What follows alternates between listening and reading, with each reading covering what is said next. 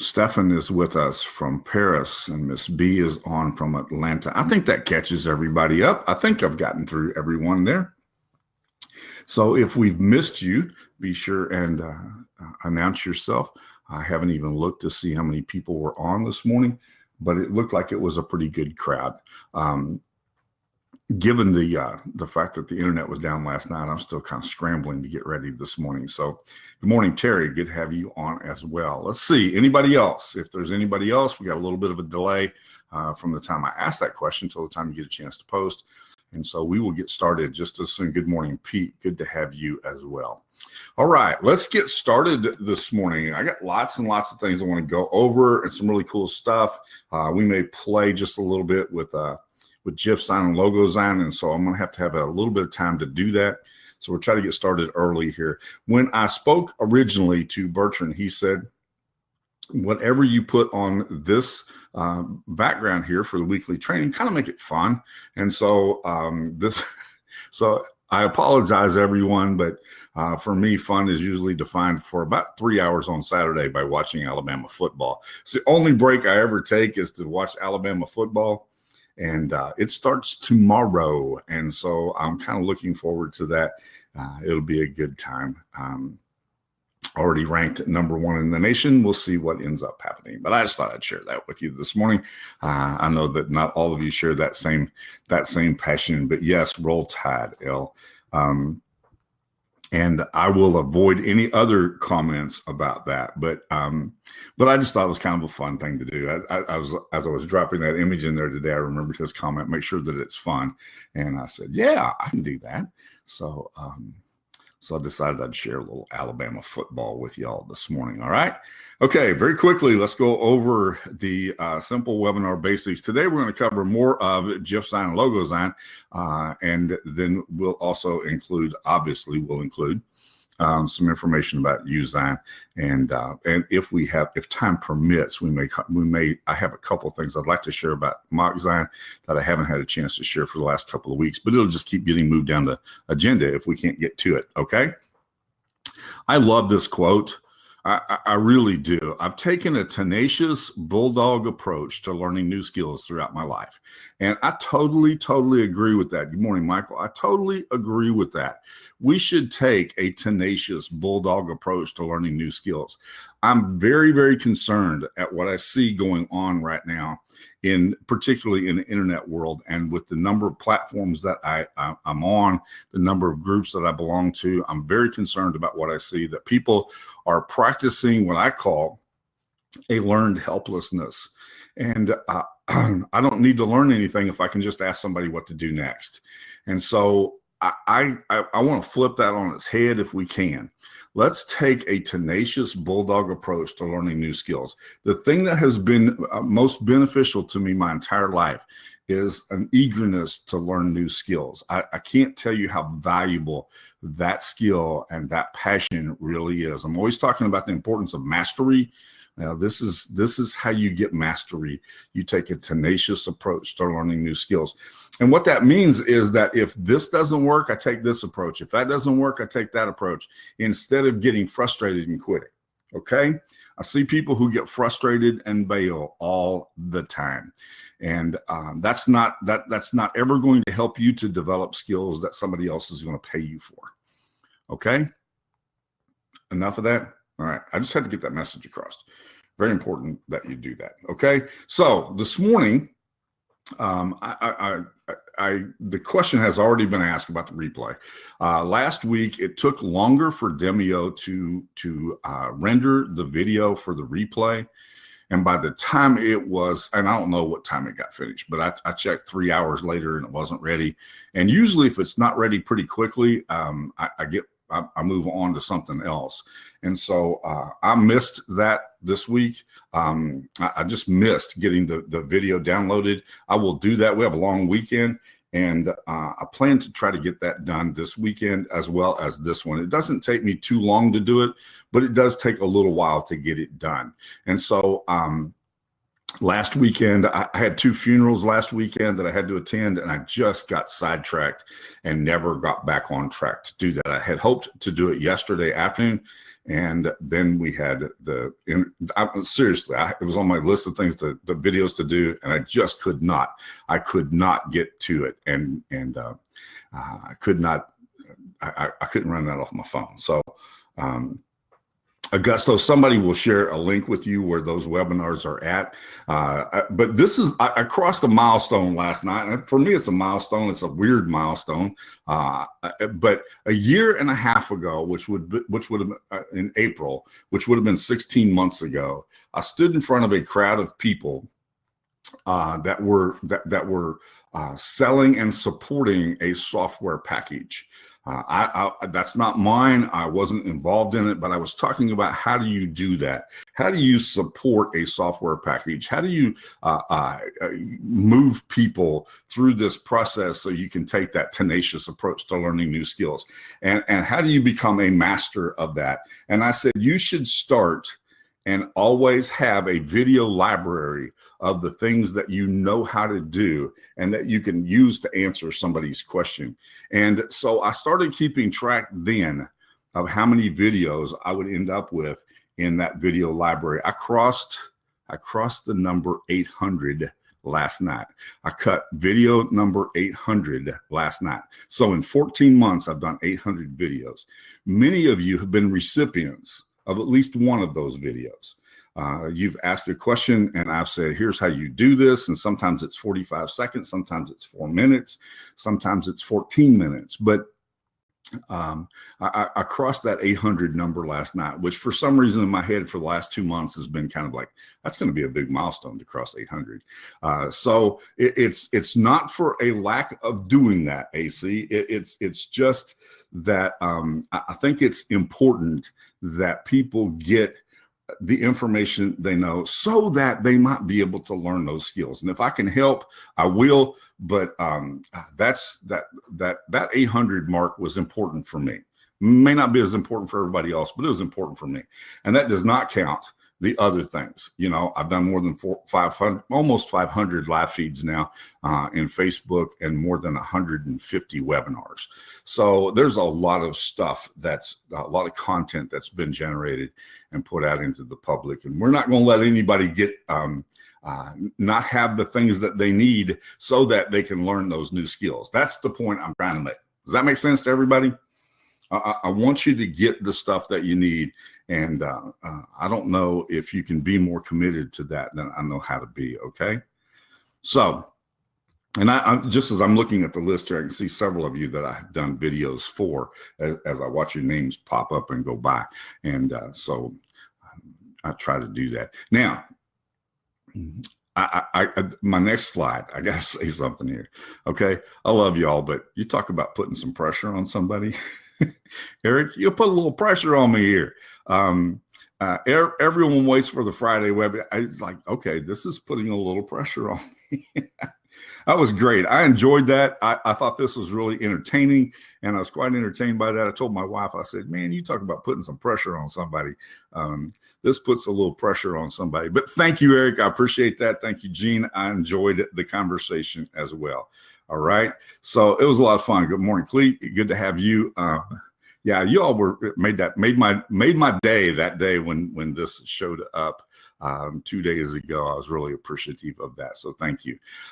I want to talk about this for just a moment, and I'm trying to remember if this was Stephen or if it was Tony. I think this was Stephen that pulled this up and talked about this. And so I want to share something with you.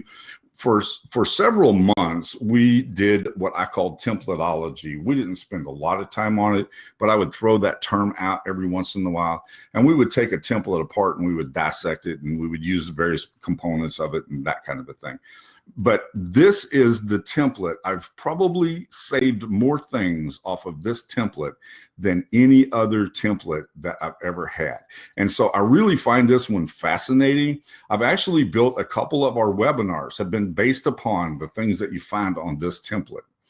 And so when I saw this come up, and Stephen, was that you? I know you're still on. Was that you that had posted this? I think it was. There wasn't enough room for me to be able to put all of that in there. But this has probably been the one template that I have used the most stuff off of ever. And there's really only 3 fonts in here. This is a really good example of how creative you can be by just using 3 fonts. This is only 3 fonts. Those 3 fonts appear sometimes in larger size. Sometimes they appear in a different color. Sometimes they appear at a slightly different angle, but all of those things, again, I always tell you, don't use more than 3 fonts, because then it looks like some first-year design student got sick and ran a fever and just kept putting fonts in. I love the angle that the Black Friday's at. I think that's really, really an appropriate angle. I really like that. And so I've actually, when we get to the canvas, you'll see that I have saved 3 different text images off of here. In your little text folder that you can save on the left-hand side, I've saved 3 of these because I really like the angle. I like the font. I like the weight of the font. I like the color. Everything about that I really liked. And so I wanted to take just a moment and talk about how important these templates can become to be able to give you a little inspiration. That's why I call it Templateology. Gives you a little inspiration, gives you a lot of training. If you'll pay very careful attention to what you find here, you'll see some really cool stuff. We actually did this at one point in time. We actually did this at one point in time. I talked about the overlays. So you'll see an overlay in here. This was removing the background. This was using those things at an angle. All kinds of really cool stuff that is in this single, just this single template that's here. Okay, so thank you, Stephen. I appreciate you posting that in the group, because it's the one template that's probably given me more direction than anything else. Okay. The next thing is, I really liked this conversation. This is a really interesting conversation, so I saved it just so I could talk about it for a moment this morning. And I'm going to talk about this right here. One of my obstacles. Okay, that's cool. At least admit the fact that we have an obstacle. But what did he do? Come up with a solution, right? And down here, he was able to do that within 10 minutes. That's the point I wanted you to get. So when you're looking in the group, stop and park on some of these things. And don't Stephen didn't see that. He acknowledged the fact that there was an obstacle. And that's usually important to do. And instead of stumbling over the obstacle, figured out a way to get around it. And I just love that. And so I had to point that out this morning. Okay. The next thing is, and Tony had posted this. This is a really, really cool. There's a lot of comments above this, but he had posted this this link to this site that talks about how to make your eye follow things where they're at. And I do that a lot, and he acknowledged that down below. I try to do that a lot. I try to keep my visuals very, very simple, because it's easy to get the eyeball where you want it to go. And that's what Stephen's talking about here. That's what this website that he shared with us is. And I really think this is good. Tony, thank you very much for putting that in the group.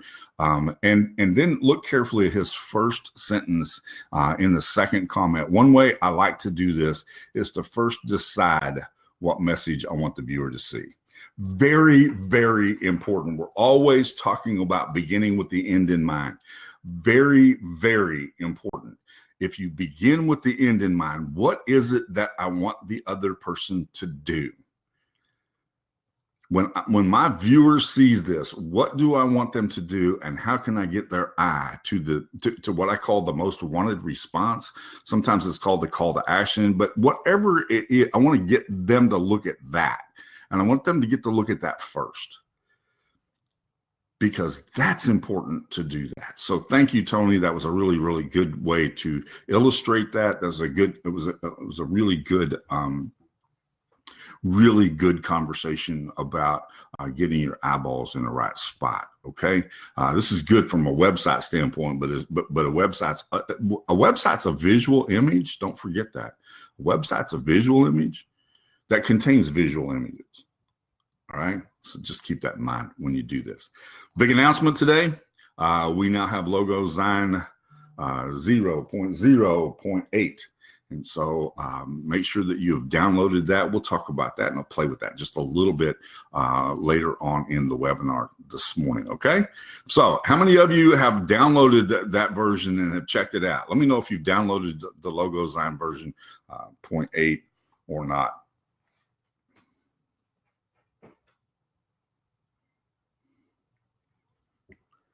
All right, cool. Not all of you are going to have it, and that's okay. But I want you to understand that this was a significant move in a good direction. Okay, that's the reason why we try to remind you on Fridays. John made that announcement, I think, the early part of the week, but I think this is pretty cool. I really like the improvements on this. There are still some things that I will talk about them when we open it up. There's still some things that don't turn my crank, but they may for other people. Okay, so we'll play with it a little bit. You'll get a chance to see what it is I'm talking about when we do that. Okay, but make sure that you have done that. These are the new things that were added. A grid tool. Sometimes people need a grid tool. If you've done this for any length of time, you can kind of tell that image right there is 6 pixels too far to the left or whatever. You get better at it after you've done it for a while. And sometimes we stress over things that we don't necessarily have to stress over. They've also fixed that movable element so you can toggle it on and off. And so if I want to take this and move it over to the corner, I can do that. I think that's really cool. And that's available for all of the elements in Logozign, not just the main message, but also for everything else. So I'll show you that when we get there. And then you can now put multiple lines in your logo, which is pretty cool. When you download the version for your machine, you'll now don't have to worry about deleting the previous version. That should just go ahead and do that for you. Okay. This was kind of fun. I took the images that I had posted in the group this week and decided that I would make a GIF out of them. So I'm just going to show this to you, and then I'm going to give you a couple of ways to accomplish this, okay? Again, I'm always talking about making sure that you use the GIFs so that they do something, all right? I had posted all of these things in that group. These all had a message that went with them. And so my visual was intended to get people's attention. And then I put a message that went with that visual for the day in the group. Then I decided what I would do is I created a GIF out of that. They're obviously not all the same because I like that disruption in the look. And I did that intentionally. But this is kind of a cool way to bring that whole week together. You know, they got scattered out. When you post something on Facebook, it gets scattered out after a while. And so this was a great way to pull all of those pieces together into a single point. Okay.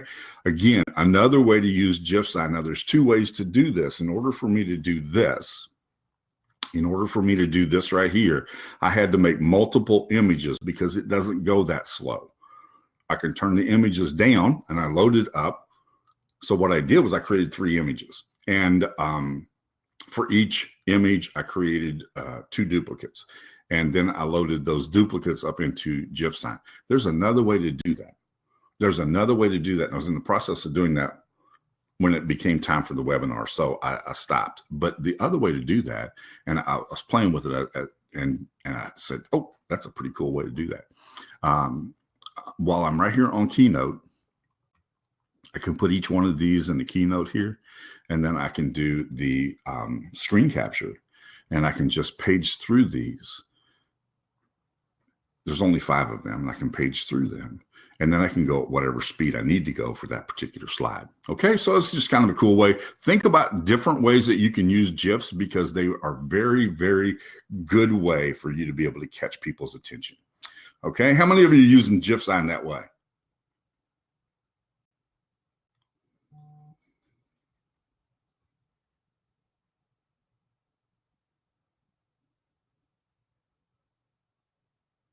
Are you using GIF-Sign in that manner? Glenn, there's really not much to learn. This may be the easiest platform that there is to learn. I literally took 5 images that I already had. I duplicated them so that they would go slower, and I loaded them into GIF-Sign, and they played. Maybe the easiest thing to use. Now, if you're trying to do a cinematograph or something like that, that's a little bit more complicated. That's different. But for just a straight screen capture or creating a GIF from images, piece of cake. Easiest thing to learn that there is. And again, don't forget this. Take a tenacious bulldog approach to learning new skills. You'll be amazed at what happens. Okay. Speaking of new skills, yes, Keynote is the Mac version of PowerPoint for Windows. You could do exactly the same thing in Windows PowerPoint. I just happen to use Keynote because I'm a Mac user. I do have, however, just so y'all will know, I do, however, use Parallels on my Mac, so I can run some of those really goofy Microsoft browsers. So when somebody says this doesn't work on this browser, I can open it up in that browser and find out whether they're right or not. Okay, but yes, it's a really simple way to do that and kind of fun. Okay. The next thing, I thought this was great. Leah, if you're on, thank you for doing this. She posted this link to this little calculator, this color calculator. We're always talking about, I talk about the color wheel all the time. This is an electronic color wheel. I showed you a screenshot image of the version that I have, which is the old paper version that I probably paid all of $8 or $9 for. And I keep that next to my recliner and I play with those images all the time. I know that sounds ridiculous, but I do that, and I do it on purpose because I enjoy getting to see how colors go together, because I'm quite fascinated by that. I'm quite fascinated by the fact that red and green look good together, that they are colors that work well together. And so you get a chance to, this is a really fun way to play with that. It's a fun electronic way to play with it. And so Leah, thank you so much for posting that in the group. Okay. The next thing, and this goes back to the conversation, so I kept it. This is the conversation that we saw earlier with Stephen, and that is, what's the purpose of the design? And Tony had said, I want to figure out what I want the person to do, and I direct them there first. What's that most wanted response? I want you to get these down. Those are 5 things that you need to be asking yourself every single time you sit down to create a design. Not, hey, I found the coolest thing. Instead, what's the purpose of the design? What's my most wanted response? How's it going to be viewed? Is it going to be viewed on a tiny screen? Is it going to be viewed on a big screen? Do I need all 4 elements of design? Do I have to have, I always have to have a background because it just can't hang out in transparent space. So I have to have some kind of a background. Do I make the background noisy? If I do, then am I going to have is it going to take my eyeball away from the most wanted response and the design? Okay.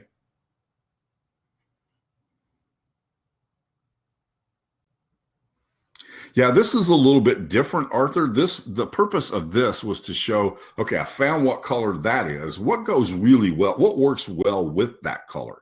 And so that's the purpose of this color calculator, to be able to do that.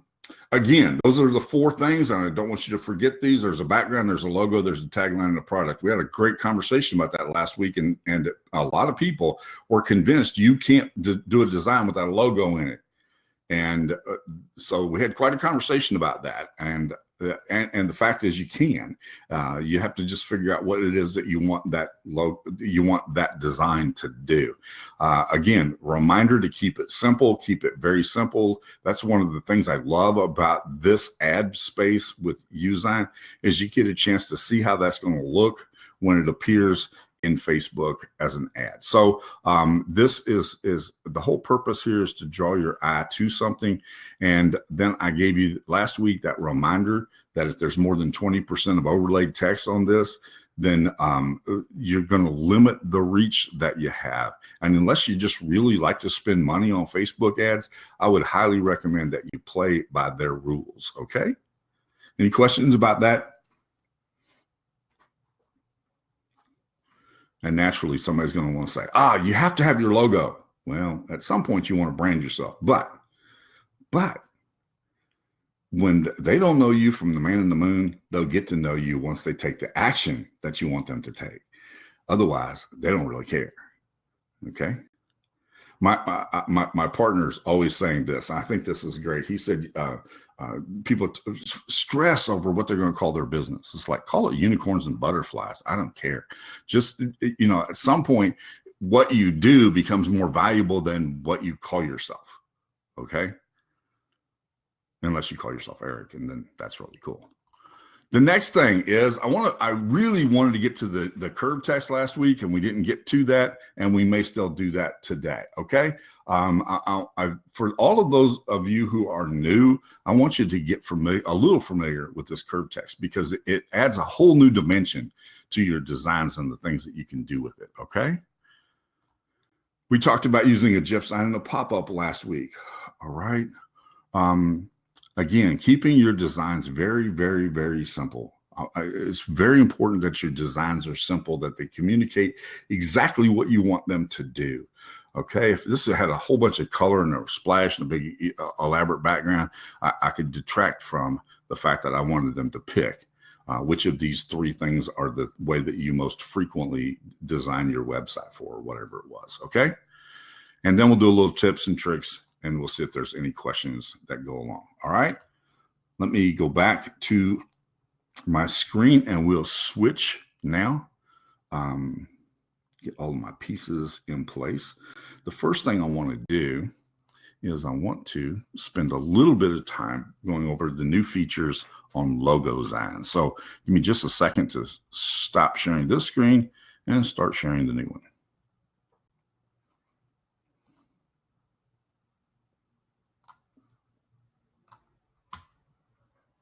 All right, you should be able to see my Logozign screen now, okay? Are y'all seeing my Logozign screen? Make sure that that's visible. Okay, good. All right, new things. The new things, let's get rid of all of this stuff that's here now. Let me go back over here to this. Let's get rid of all this. Do that. And we'll turn the symbol off for right now. So first thing is I can now, with this little movable tab up here, if I click this over to movable, I can now click on this container and I can move that container around. All right. So now I can do a little different positioning than I could before. That may become important to you. Particularly, let's show you an example of that. If I have a container like this, and I might want to, you have to make sure, this drove me nuts when I first opened it up. I forget where I'm at on my design. So let's go back to the container. We'll make the container a little smaller so this will make sense. And this is what I was going to tell you earlier. I'm not crazy about containers, just so you know. I'm not real wild about the containers. I don't know that I always want my logo to be inside of a container. Some of you use the containers very effectively, and that's cool. But for me, it just doesn't. It's not something that is appealing to me. And see, what I can do now is I can move this over here, and then I can resize it so it fills the container space like I would want it to. All right. So that's kind of this is kind of a cool feature if you wanted to do something that would be kind of awesome like that. We'll do this. This is the next.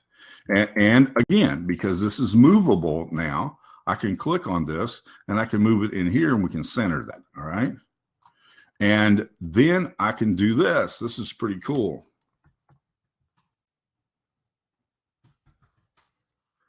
Right? So I have that, and I think that's pretty awesome. One thing I've been disappointed in, and this is the thing that disappointed me, was that I can't center this content right here. Okay, the second line is pretty awesome, Carol. I appreciate you saying that, because I really do think that's kind of cool. Now, because we have the ability to be able to move the elements around, we can now add. And I can go over here and grab this because this is now movable, okay? And this should be movable. Let's make sure we've got it movable here. And I should be able to move that content. Let's see here. I thought I could move that. When I tested it earlier, I thought I had moved it. Maybe I have made this a little too complicated. May have done that. So, but again, because I don't necessarily like the containers, I thought, how do I get rid of the container once I have it in there? I'm a little slow. So I recognized this and went, oh, that's how you do that. So back over here to the symbol, and let's see if the symbol will move now. Yes, it will move when it's not inside of the container. Okay. But you can move these pieces around, which I thought was pretty cool. This is a most requested kind of desire, that people have the ability to be able to move those things around. And so I thought that was kind of cool. All right. Any questions about that? Can you see what we're doing with that?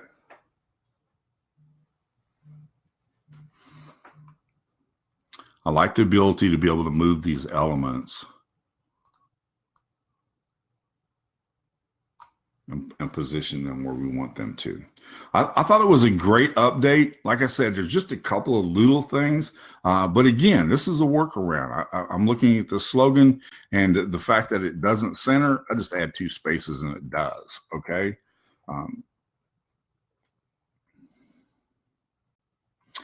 For people who really struggle with that, Bob, and that's a good question.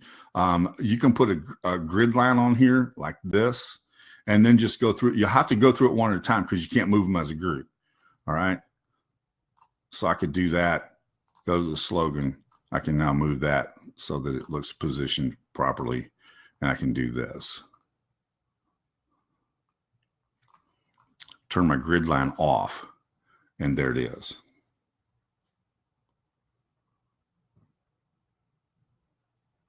Now, what I'm going to do is I'm going to crop this tight anyhow. So it will be centered when I'm done anyhow. All right. Now we can crop the logo, which is really cool. I don't know about the rest of y'all, but I think that's pretty cool. You agree? So that's how I center my content. I just simply do that.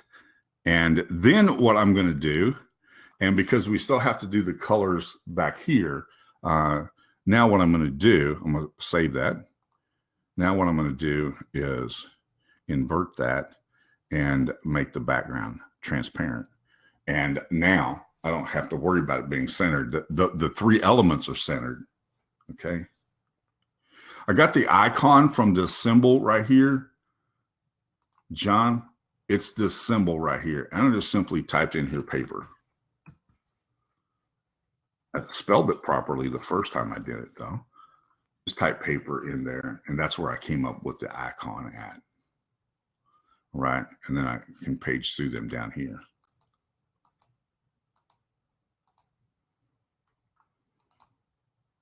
And when they show up, they're going to jump to the corner like that.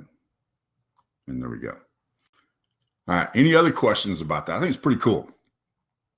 Yes, and I was going to do that this morning. Right here under SVG, you can upload from the SVG. Okay, and when I don't have a symbol here, then I can do that.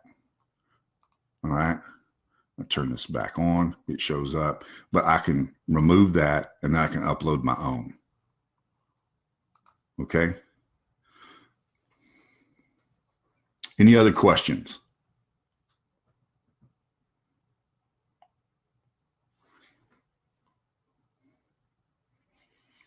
I don't know. I don't ever undo. I just redo. I really don't know. Kim, I don't. Undo is something that I just never think. I never back up. I don't even back up. I park in the parking lot, so I drive forward. I know that's weird, and you didn't need to know that, but that's why I'm not a big fan of undo. I'm a big fan of mastering, so I don't have to do that. What does invert mean? That's a really good question. Let's pull this down here so we can see this. And Put that back in the middle. And when we're over here at the container, the invert, notice that now I have the white on black. And because before I had black on white.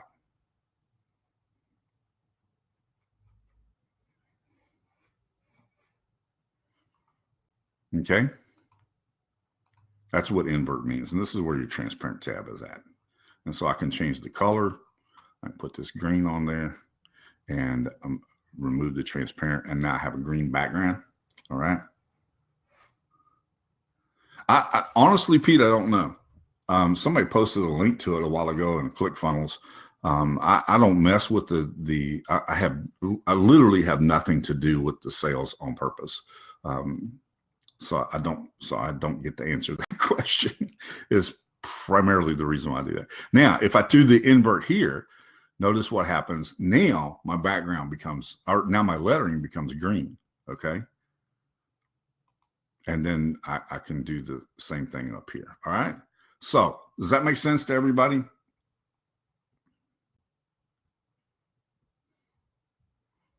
Pretty cool updates on the platform. I'm really impressed with where this is going. I think this is getting better all the time. Kind of fun. You can play with the images here. Okay, so it's kind of cool. All right. Any other questions before we jump off? No, you don't need to invert before you make it transparent. As a matter of fact, it turns the invert off when you make it transparent. I don't even know what I'm undoing, David, but we'll try it just because you're insistent on it. So if I don't even know what to undo. I literally don't know what to undo because the only way I can delete this is to do this. And then when I turn it back on, it comes back on. I mean, I literally don't know what to undo. If I'm in the slogan up here, then the way I undo is this. Okay, there's not that much in the platform. Okay, there's really not much. That's why I say to redo. I literally don't know what to undo. That's why I don't back up. Okay, any other questions?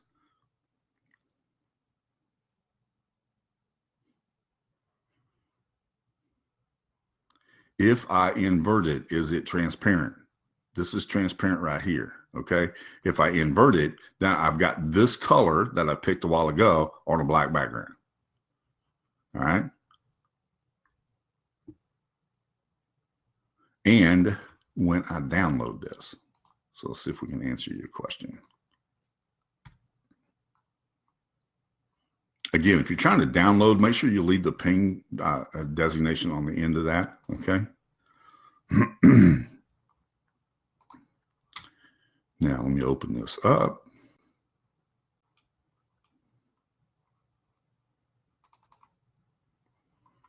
Okay, we're going to save that. And we'll use it in just a little bit. Okay, any other questions?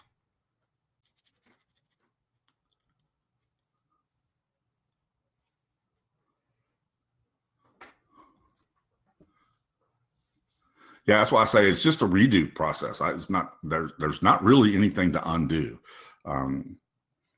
I remember how excited everybody was with the undo button in the platforms. Like I've never even thought about using an undo button. You know. Okay, if there are no other questions about logos, I'm going to leave this and I'm going to go into Logozign, and I'm going to show you a couple of things there. Okay.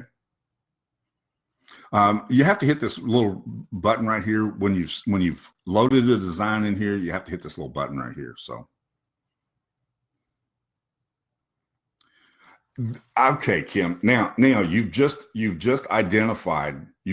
exactly identified something really, really important. All right, and absolutely do not take this personally, but I want you to see this. I've never been afraid of trying something new.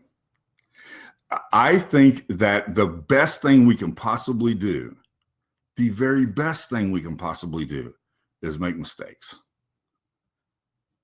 Because how many times do you make the mistake before you don't ever do it again? How much do you learn when you do that? And I think that's something that I don't know. I've had to. My wife works at a call center, and she spends all of her time on a computer on a call center. And I had to convince her that clicking the wrong tab was not going to blow up the island of Puerto Rico. You can make a mistake, and you can do it over.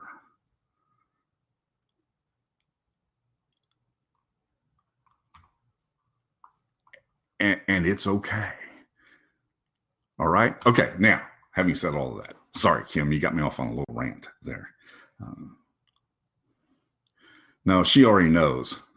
She already knows, because I've used that as an example with her in the room many times. You're not going to blow up the island of Puerto Rico. So let me open the right window here, and we will do something in just a moment. All right. Let me get my screen sharing window up.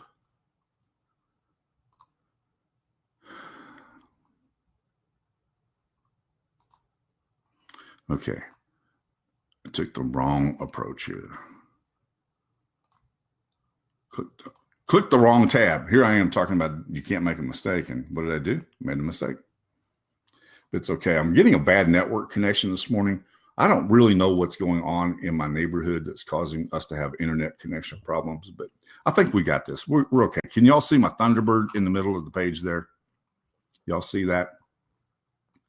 Try to get this so I can see your chat box as well. Once I click on this, then the chat box goes away and I have to re-find it. So, all right, if you're seeing the Thunderbird, that's cool. This is what we're going to do. And hopefully we'll be able to pull this in quickly.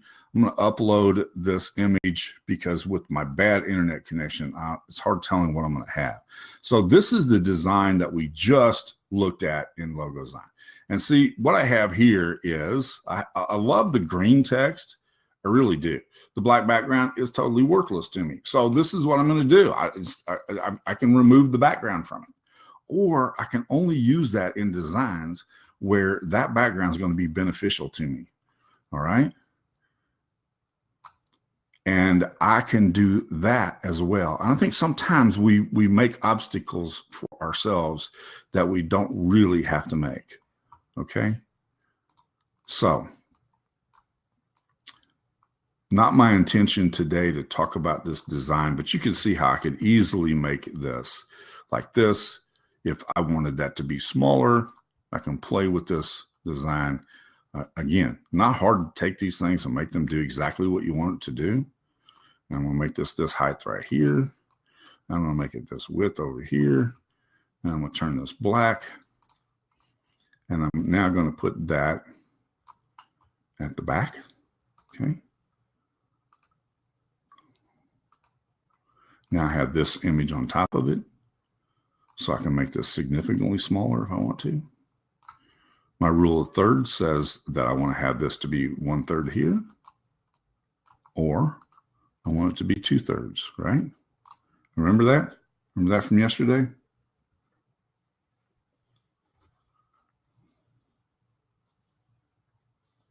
No, that's actually not the problem, Ken.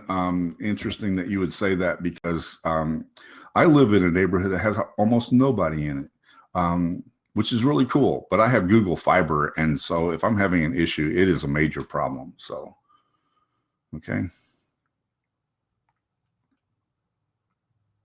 I can remove the background from this. I don't want to go through the process of this because there's like 27 elements here. But I could remove I could easily remove the background from it right here. And in order to do that, all I really have to do is this. Okay, but I have a lot of, the reason why I said I don't want to do it is because I have a whole bunch of elements in this, right? And that's what I was trying to avoid.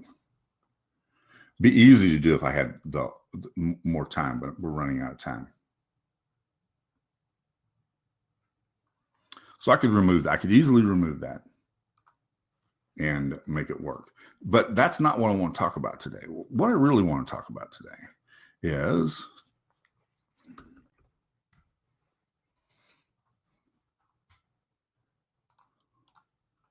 I want to talk about using curved text. For those of you who have not seen the curved text, I think it's important that we use the curved text. Okay. So in order for me to be successful using the curved text, I need to have a pattern to follow. So I always have a pattern that I follow, and I use this one. I always use one of these smiley face emoticons. Okay.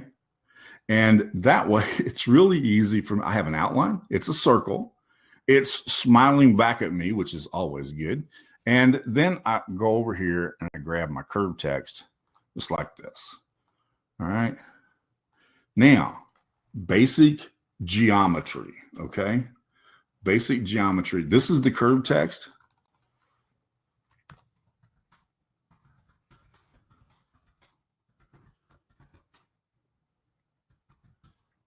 And I can change it to something else. Now, I adjust my text size right here.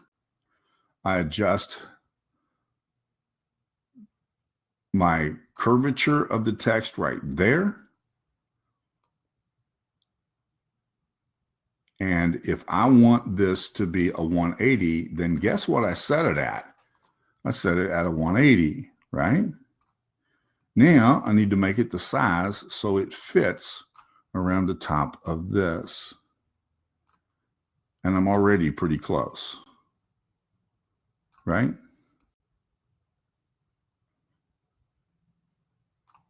You see how easy that is? It's very easy.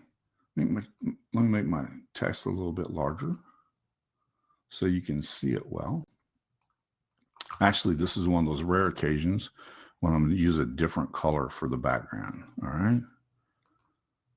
Let me make this background like this. Now that's easier for you to see, right?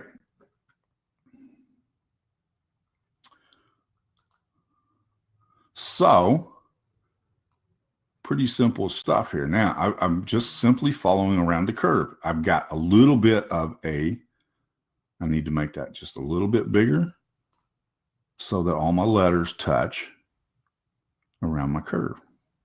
And there we go. Now, how hard was that? I don't know if the text size selector is different in the desktop version. No, all your elements to change everything are right here for your curved text. When you click, when you've got curved text, see if I have straight text over here, if I've got basic text right here, then this text right here, I have control over it right here, but I don't have any size. I don't have any size changes right here. Okay. But on the curved text, I have to do all of my design right here because they all affect the curve of the text. Okay.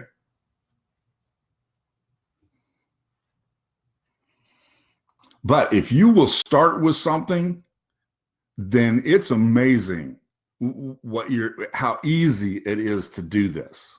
Okay.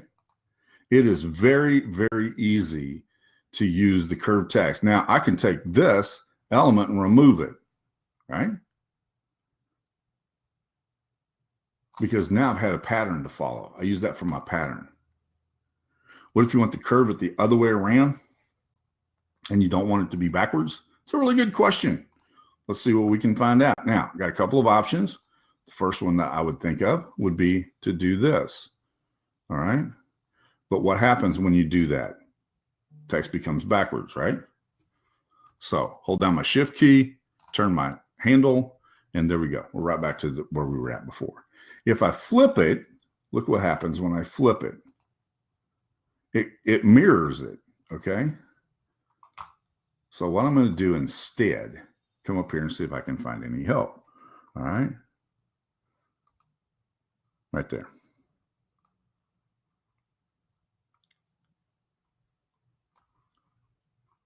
Right here. I've got my color control right here. And everything. Okay? Any questions about that? This is really a very simple thing to use.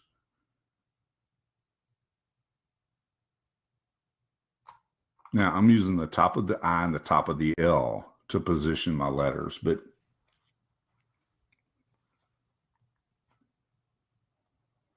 David, I'm not sure I understand your question. Where am I touching?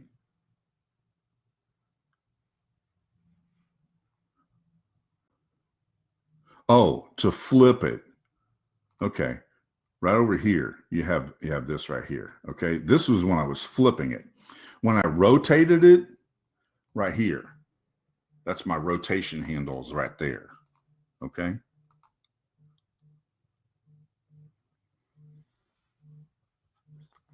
Which tool did I use? Are you talking about the tool that I used to create the curved text? It's right here. I create the curved text right here. All right.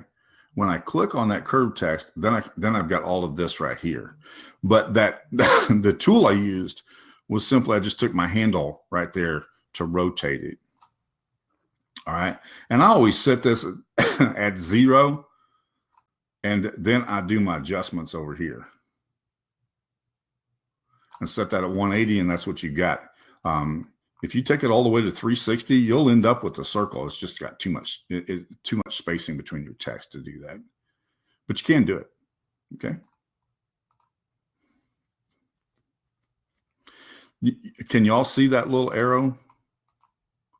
I think Gene's asking about this one right here. Can you see that? I thought it might be easier on the smiley face.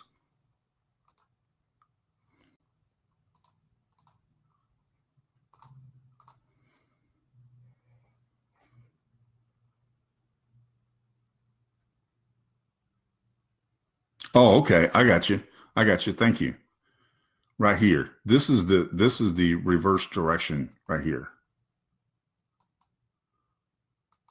The other thing that you have is that you can turn this on and you can change the direction so the letters all stand straight up, or you can make the letters so that they follow the curve.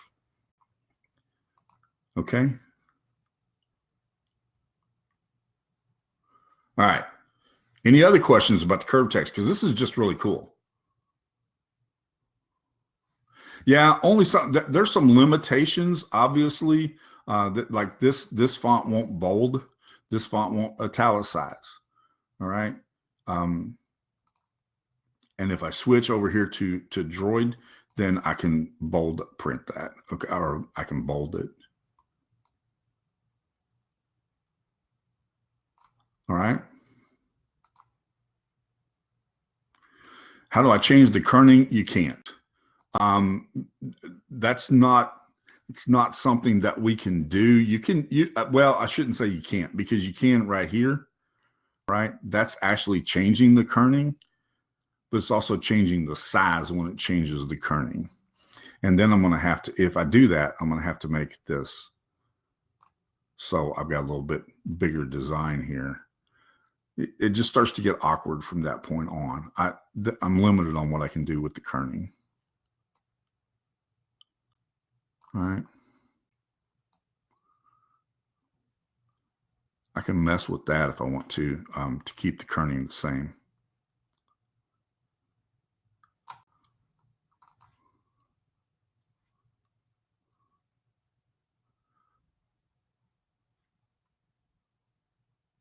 Yeah, sometimes the letters look smashed together. When you do that, you can mess with it just like I did right there. Just keep in mind that when you do that, you'll have to play with your adjustment a little bit, but it'll fit. You can see what I'm doing. I'm trying to match up the top of my letters. I'm just a little bit off right here. There we go.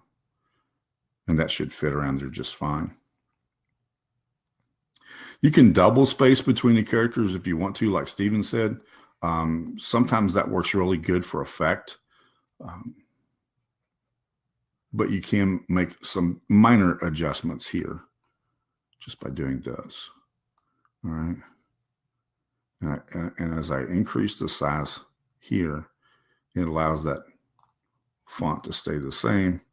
And then I have to reduce the size of the overall image to make it work.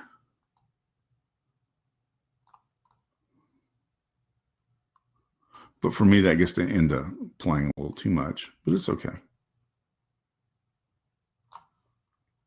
Any other questions about that? Curved text is a lot of fun. We can do some really cool stuff with it. Again, I can take this down here and increase.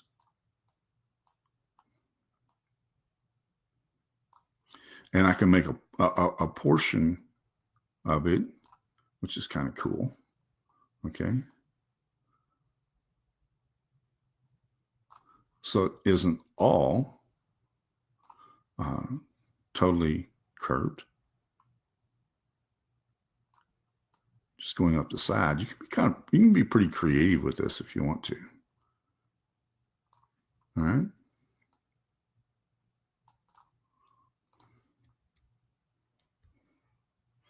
Yeah, it is great for making a logo. This works really well on logos. Any other questions? We're down to 2 minutes, and I want to make sure we don't miss anything. While we're on the text here, earlier when I was talking about that template that we had, there's the deals from it. There's the special on Tuesday. I don't know about y'all, but I really, really like the very slight angle that's set at. And so I saved that angle just because I really like to design around that particular angle. And I could never, rather than trying to reproduce it, what I do is I just simply take that and pull it in a couple of times. All right. And now I have multiples of that, and I can change the font. I'll change the font here to this and write something different in it. And so now I've got, I have, see if I can make this make sense for you. And I've mimicked the angle there all the way through. Does that make sense to everybody?